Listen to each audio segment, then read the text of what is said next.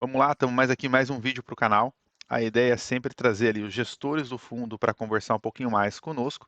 E hoje eu trouxe o Marcos, ele que é o gestor do fundo GRUL11, né, o GRU11, fundo de logística ali que tem suas participações dentro do aeroporto de Guarulhos. Marcos, boa tarde, tudo bem? Tudo ótimo, Jefferson. Boa tarde. Ah, maravilha, maravilha.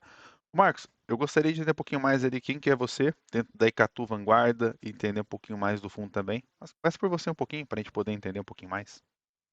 Beleza, Jefferson. Primeiro, obrigado pelo convite. Você sabe que é um ultra prazer falar com canais que tentam ensinar, né, e facilitar. Essa nossa indústria é uma indústria ainda recente, nascente, né, tem alguns poucos anos de existência, mas com um crescimento muito vertiginoso, né? Então, hoje a gente tem aí mais de 400 fundos, e aí esse trabalho de separar, né, o joio do trigo, o que é bom, o que é ruim, principalmente dentro das necessidades de cada um, né? Essa é que é a arte do investimento. Precisa, obviamente, que as pessoas estudem, conversem e escutem muitas opiniões até formar aí as suas convicções, né? E o trabalho que você faz e outras pessoas também muito competentes fazem, esse suor e sangue que vocês dão aí pela indústria,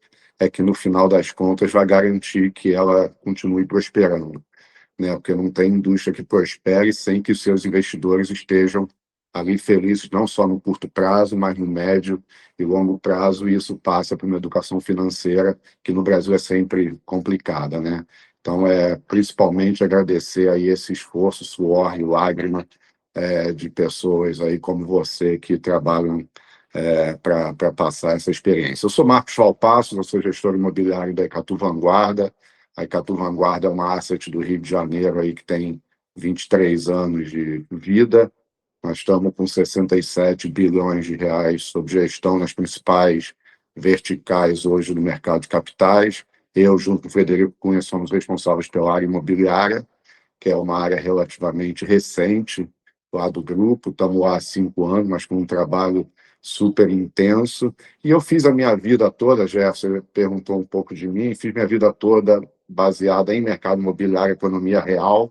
Já tenho aqui alguns cabelos brancos, né? Eu gostaria que fosse menos, mas já são muitos. Sou, Pelo cabelo tá sou bom. economista, sou economista, fiz mestrado em economia na PUC no Rio de Janeiro e nesses últimos quase 30 anos tenho atuado no mercado de investimentos imobiliários, e a grande beleza da coisa é que alguém com essa característica minha, que é atuar na economia real, desenvolvendo, investindo nos mais diferentes segmentos, tenha hoje em dia um espaço muito relevante no mercado de capitais, né? Essa é a beleza da coisa, a entrada do mercado imobiliário dentro do mercado de capitais. Eu vou te confessar que, durante o meu período acadêmico, principalmente, eu olhava as experiências fora, ficava pensando se a gente veria isso acontecer aqui no Brasil, e aconteceu, né? Efetivamente, com esse crescimento. Então, estou à disposição aí, tua e da tua audiência, para a gente discutir um pouquinho o mercado imobiliário ou propriamente o GRU, que é o nosso fundo aí de logística. Isso, e até para entender um pouquinho mais ali do fundo de logística, né? Hoje, principalmente, deu um probleminha ali. Tá me ouvindo, né? Tô ouvindo, Deixa Jefferson. eu voltar Acho aqui. que deu uma cortada aqui. Aí, voltou, Vamos embora. 100%. Então, assim, hoje o fundo ele está ali 100% alocado dentro de Guarulhos. Conta para nós um pouquinho mais como que é a característica dos imóveis, como que é ali para vocês também a experiência de ter centro logístico dentro do aeroporto. Pessoal, esse foi um fundo que a gente levou a IPO em meados de 24, que adquiriu os 3 galpões localizados dentro do aeroporto de Guarulhos, mas de um projeto que a gente entrou muito antes.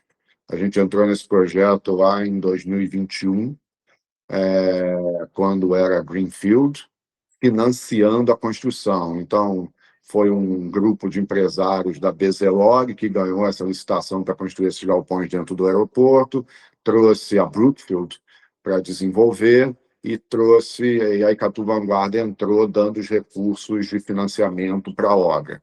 Então, hoje é bem mais fácil a minha missão de entender, explicar e contar tudo que está, mas é fruto aí de um esforço grande de desenvolvimento que foi feito ao longo dos anos.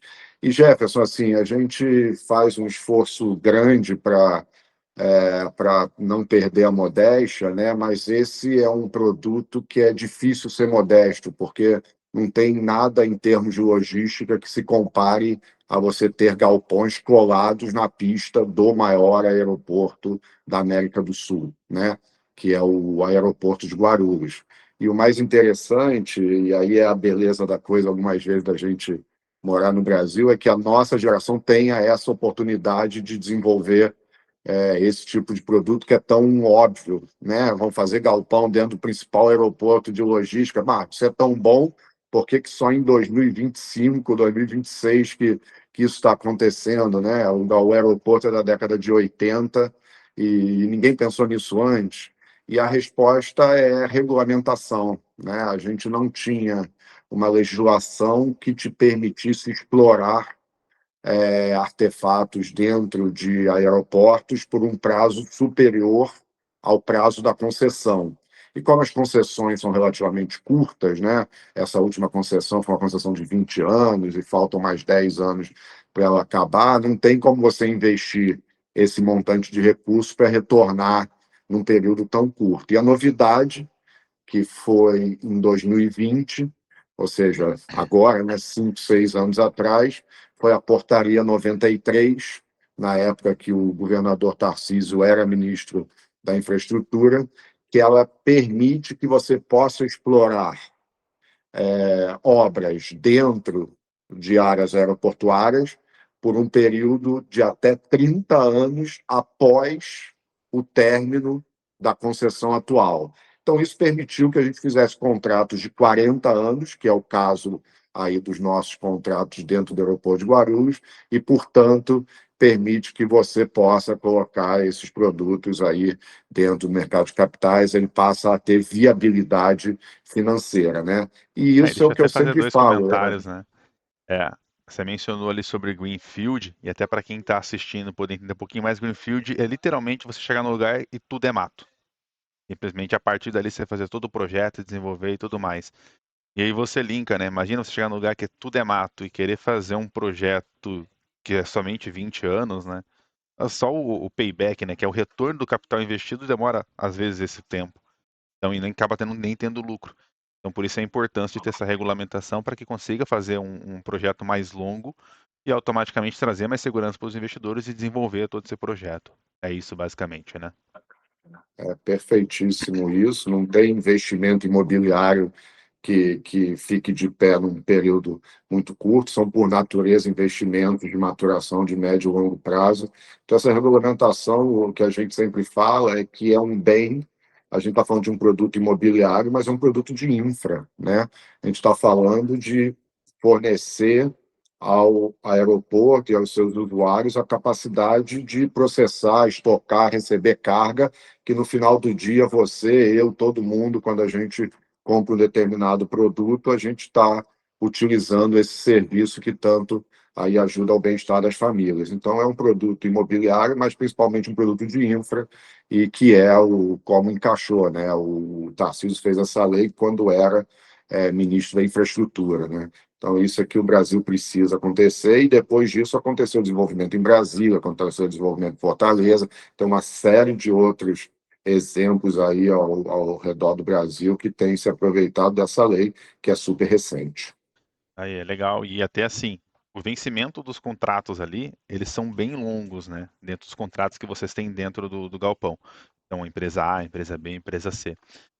Como que o fundo consegue fazer ali os reajustes desses aluguéis, né, sem que haja nenhum tipo de atrito ou de conflito ali, por exemplo, num cenário em que uma inflação possa disparar, etc. Como é que pode ser confortável para os dois lados fazer esse ajuste, sabendo que ao mesmo tempo está concentrado ali o portfólio? Perfeito. Os nossos contratos, assim, a gente tem essa concessão que é de 40 anos, o prazo médio dos nossos contratos da primeira fase é de 12 anos, tem contratos mais curtos, tem contratos mais longos, acho que agora está um pouco menos de 12 anos o prazo remanescente médio, portanto, haverá várias renovações aí ao longo da vida da concessão, mas é um contrato de subseção, não é um contrato de locação da forma que a gente está acostumado a ver, mas é um contrato que funciona muito parecido a contratos típicos. Então, enquanto tem o termo do contrato, é um valor que é reajustado anualmente pelo IPCA, nem para mais nem para menos, porém, nas renovações não tem os instrumentos típicos de contratos de locação, né, revisional, renovatória, não tem nada disso. Portanto, a oportunidade que se tem é de, ao término desses contratos, que seja feito um repasse real. E essa que é a beleza da coisa, assim, o Jefferson, porque a gente coloca em todas as nossas projeções, a gente considera uma continuidade das condições atuais, quando a gente vê lá no nosso relatório qual que é a TIR esperada para o investimento, a gente tem uma tabelinha lá que relaciona o valor da cota com a TIR esperada, a gente considera simplesmente uma renovação corrigida por IPCA aí dos contratos já existentes.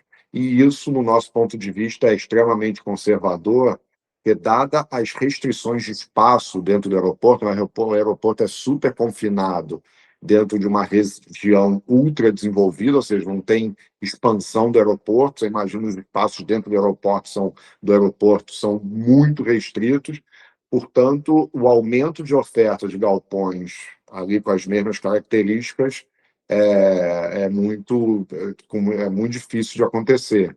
Então, assim, você parte de uma oferta X, com uma demanda que já ocupa 100% aí dos seus espaços, e vai ter 40 anos ali sem a construção de novos galpões. Então, obviamente, se você acreditar em crescimento, seja de e-commerce, seja de carga aérea, tudo isso aí que está crescendo a double digits por ano, todo ano, é muito razoável que se espera ao longo da vida desses contratos revisões nominais acima da inflação, portanto, aumentos reais de valor de locação, né?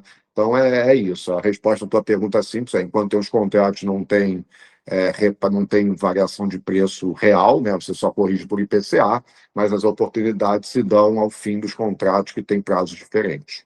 E até tinha uma segunda pergunta ali que eu tinha linkado, que é, vocês mesmos trazem no relatório ali, né? O preço do metro quadrado em São Paulo, R$ 29, em Guarulhos, R$ 33, e o de vocês está ali quase em R$ 90. Beleza, ali você já explicou essa parte ali de como que se dá esse valor da precificação em relação aos outros.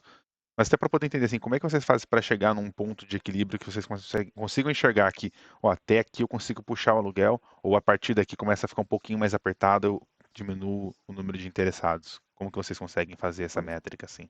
Avaliação. Jefferson, é bacana você levantar isso, porque hoje é muito fácil, né, defender R$ 90, R$ 100 o metro quadrado, que é o valor atual de mercado ali, que a gente vislumbra nas novas, valor de mercado nas novas locações, mas não foi fácil da gente ter essa convicção quando era Greenfield, né?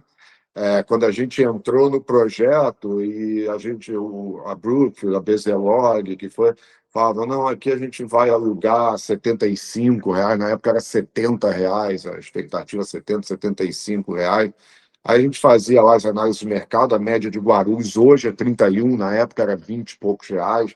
Falava, poxa, como é que vai ser do outro lado da grade, literalmente R$ 30, e desse lado da grade aqui é 90, R$ 100.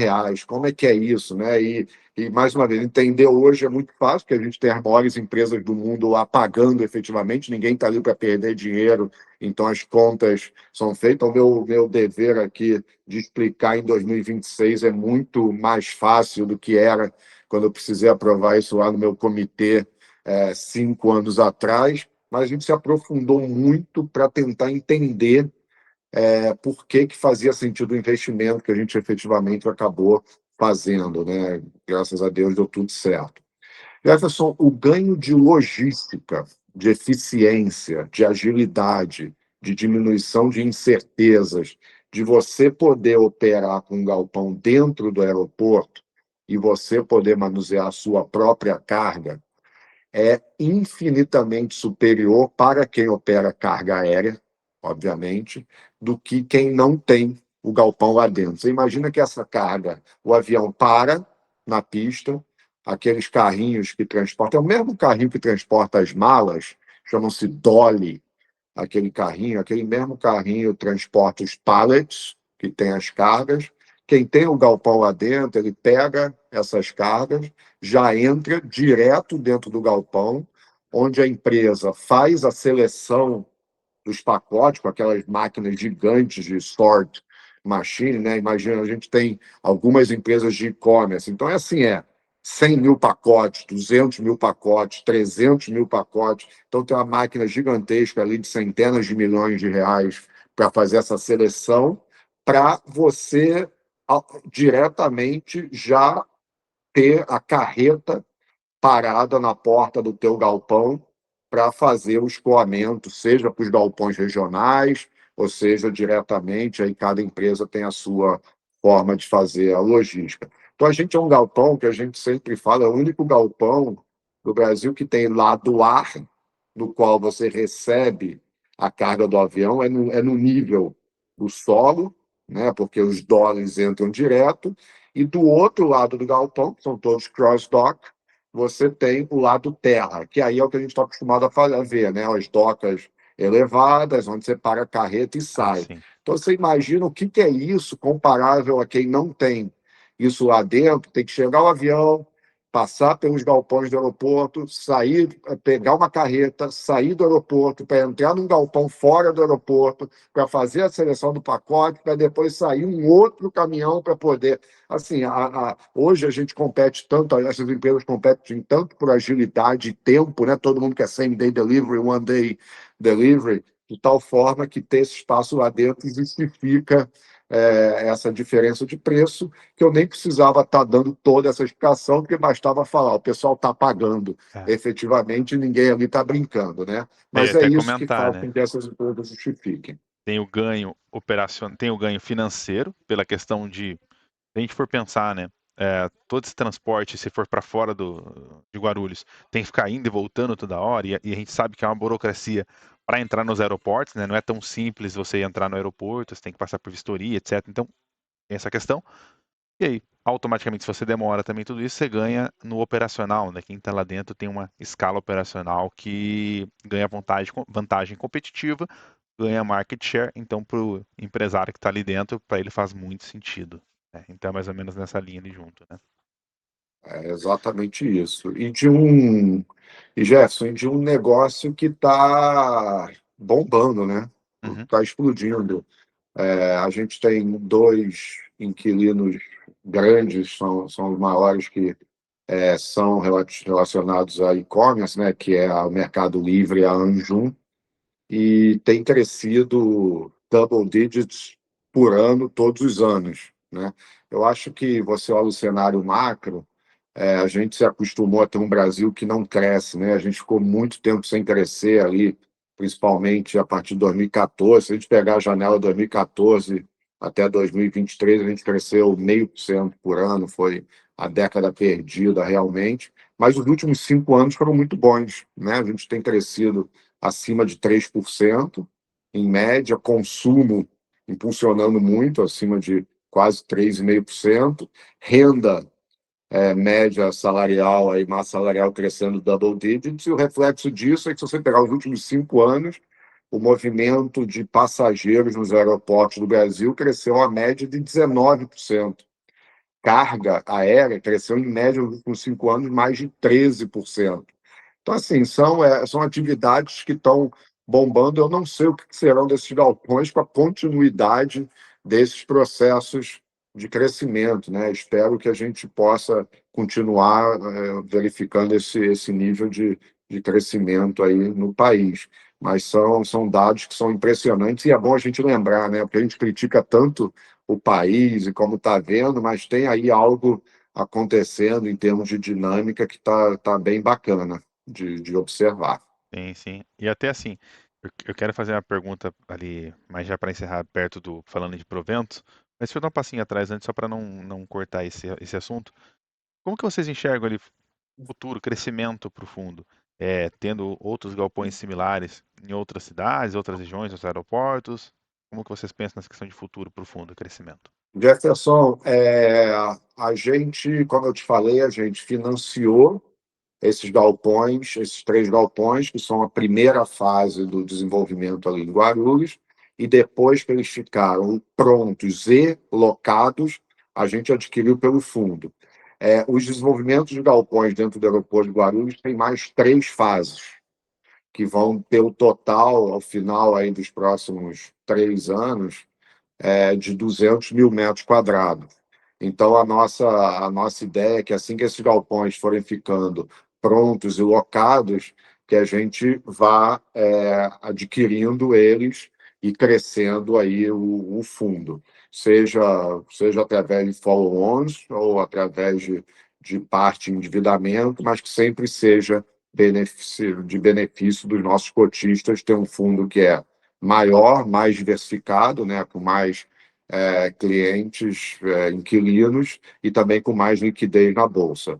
A gente sempre se colocou na situação dos nossos cotistas, porque esse acho que ninguém tem dúvida de que é o melhor condomínio logístico do país.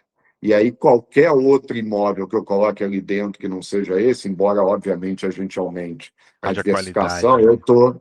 eu tô diminuindo a qualidade média. Então, o esforço que a gente vai fazer aí, principalmente até o término dessas obras, é da gente consolidar esses galpões dentro do fundo. Depois, obviamente, a gente conversa com os cotistas, mas isso daqui há muitos anos, para ver se há vontade da gente colocar outros produtos. Mas tanto a gente discutiu muito, inclusive, o nome do fundo, né? Será que a gente coloca Icatu, Vanguarda, Logístico, alguma coisa assim? A gente falou, não, vamos botar Grupo Logístico, Uhum. né? Para ficar bem delineado que o objetivo é manter a qualidade, porque não tem nada que se compare àquilo ali. Então, é esse o futuro que a gente vê do fundo. E só desses galpões aí já passa de R$ 1 bilhão quando tiverem todas as fases. Então, já vai ser um fundo que vai ter o principal condomínio logístico do país, com os melhores inquilinos e operadores de carga aérea do país, e um fundo que vai ter liquidez, né? Hoje a gente está tradando ali no R$ 9, que dá um yield de 10,20, 10,20, 10,30.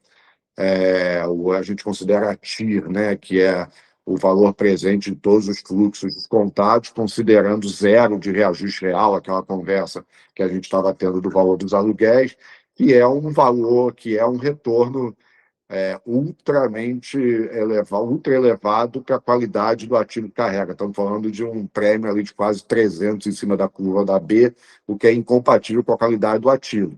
E a nossa leitura é que é pelo tamanho do fundo, por alguma forma de liquidez. Então, isso daí, obviamente, vai ser corrigido com os demais ativos que vão entrar.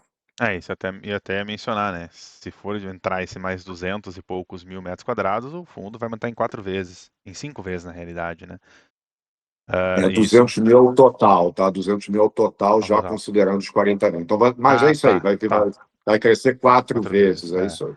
Isso Ah, aí, legal. Então puxaria ali para cima de 1.200, mais ou menos. Esse é o valor presente, né? Sem reajustes ali do valor patrimonial. Ah, legal. Isso incrementa bastante exatamente. e dá uma visão de longo prazo. Eu sempre trago isso no canal, né? Que é importante olhar para o longo prazo ali do fundo. Os fundos não vão começar grandes, são muito difícil começar grande, muito difícil isso.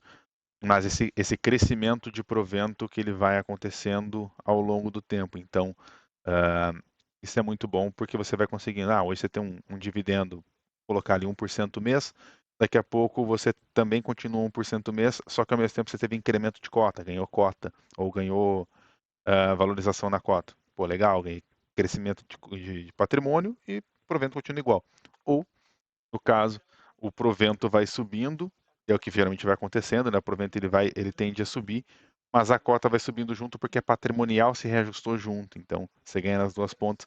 É um caso assim um dos maiores sucessos que é o HGLG que teve esse incremento nas duas pontas ali. Isso é bem legal.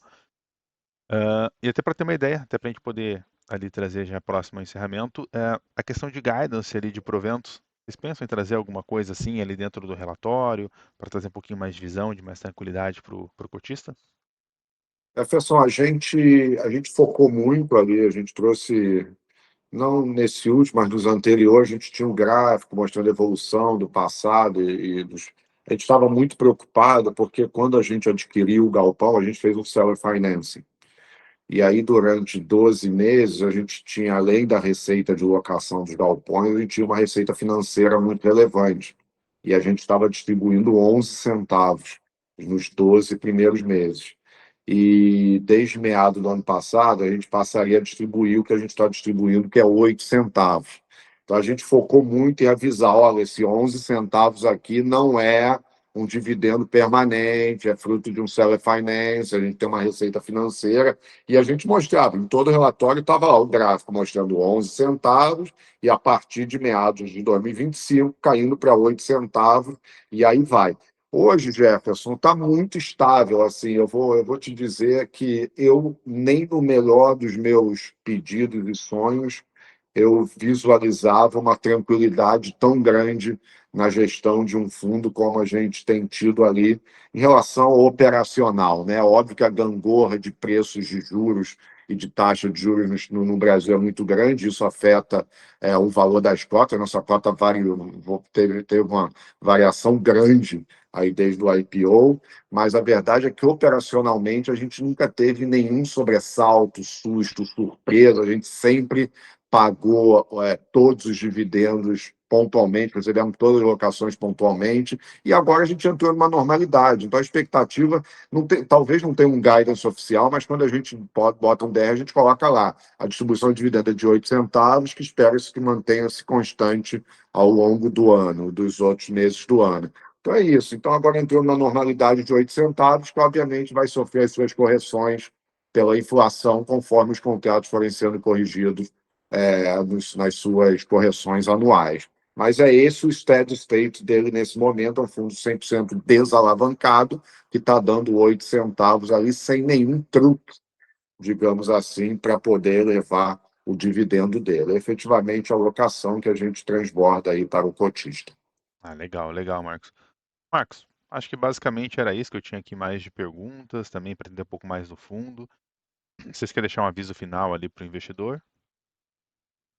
Cara, eu sou, como eu te falei, assim, eu estou no mercado imobiliário há muito tempo, né? E eu acho que uma coisa que os cabelos brancos ensinam a gente é muito mais o que não fazer do que propriamente o que fazer.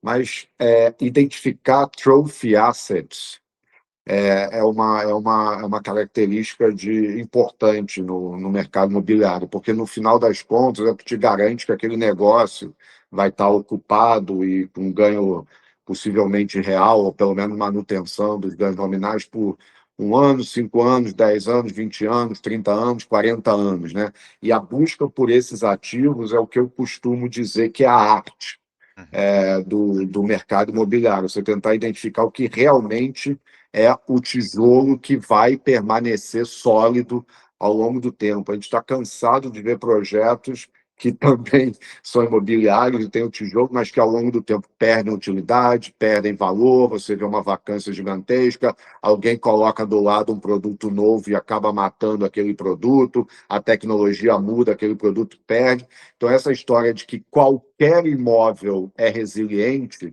é algo que eu fico de cabelo em pé, porque não é verdade, não é uma palavra, imóvel resiliência, não é automática essa relação e esse link. Então, é isso que a gente sempre tenta passar para os nossos cotistas, para os nossos investidores, é tentar identificar nesse mundo de imóveis e de fundos imobiliários que estão disponíveis, quais são aqueles efetivamente resilientes no longo prazo, né? E esse é um daqueles, assim, como Laje na Faria Lima, na Quinta Avenida de Nova York, em pontos assim, você ter galpão logístico dentro do principal aeroporto da América do Sul. Então, é um desses aqui, se você tiver um universo desse tamanho de imóvel, você tem uns pontinhos assim que você encontra esse tipo de imóvel. E esse é um deles, não é o único, não, mas é um deles, certamente, que merece ser olhado e analisado. É essa a mensagem que eu sempre gosto de deixar. Ah, legal, legal. Marcos, agradeço bastante sua presença, agradeço bastante do seu tempo. Acho que foi muito enriquecedor ali para conhecimento sobre o mercado, sobre fundos, sobre também como funcionam os tijolos e tenho certeza que o cotista vai gostar e muitas vezes traz muita segurança também para quem está pensando em investir no fundo, tá? Agradeço bastante sua presença. Perfeito. Quem quiser deixar perguntas aí, o Jefferson manda para a gente responde, tá bom? Isso. Aí eu trago ali certinho para você que está com dúvida. Pode deixar aqui embaixo nos comentários, aí depois eu já direciono para o pessoal e aí volto com a réplica ali para vocês. Obrigado, Marcos. Muito obrigado, Jefferson. Boa tarde. Agradeço. Tchau, tchau.